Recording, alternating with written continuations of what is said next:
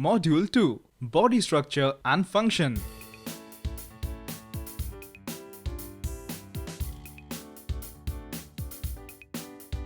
What is body structure and function?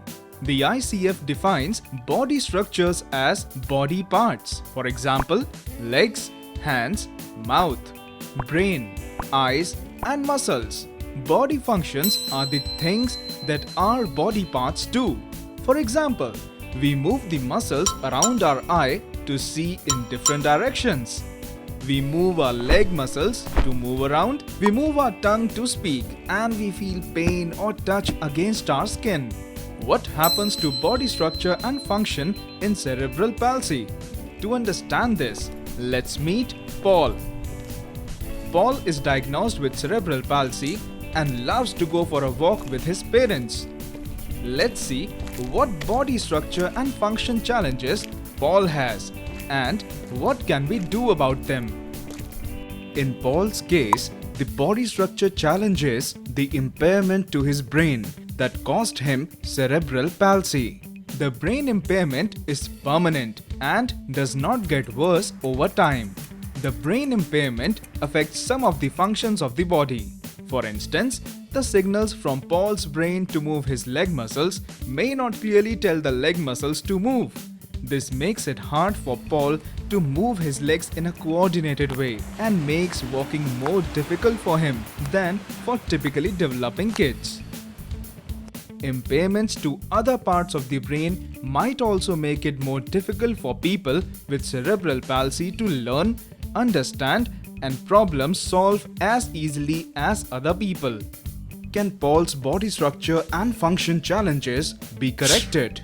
Therapies like muscle stretching, strengthening, surgeries, injections like Botox and casting all aim to influence the body structure and function. However, because every child is different, treatments that work for one child or in one situation may not be useful for Paul's situation. For instance, exercises can help to make the leg muscles stronger. But this might not necessarily help Paul to walk better. Also, if a child has difficulty in understanding, it might be hard for the child to know why they should do exercises. Focusing only on changing the body structure and function challenges may take a long time, even for some partial improvement.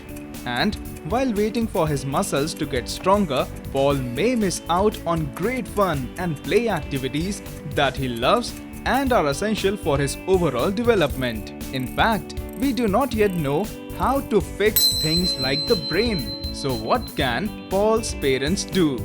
Try always to think first and foremost about Paul's overall development. For optimal development and function, Paul needs the opportunity to play and interact with friends and family along with medical care and therapy as needed. This means not focusing only on trying to change the body structure and function, but also on looking at other things that can help Paul to develop. Consider an example.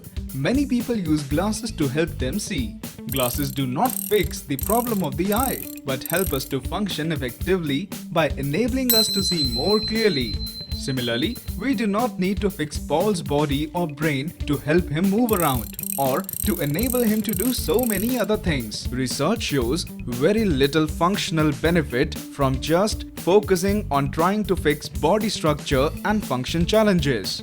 Children benefit equally from therapies aimed at improving their ability to play and learn through changes in their environment or changes in the body structure and function. Click the link at the end of the video to read more. So, we encourage parents like Paul's to understand that medical care cannot fix Paul's cerebral palsy, but doctors and therapists can help to promote his development and functioning.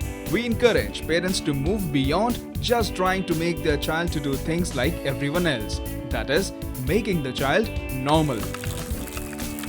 Rather, we want parents to focus on child's abilities, strengths and interests and give their child the opportunities to play, go to school and have fun with family and friends, the same things experienced by other children. click the link at the end of the video to read more. So parents, we believe that it is very important for kids to have opportunities to do and to be functional in their own ways without necessarily doing things nicely or normally. To learn more on how to help your child be more active, please see the next module on activity and participation.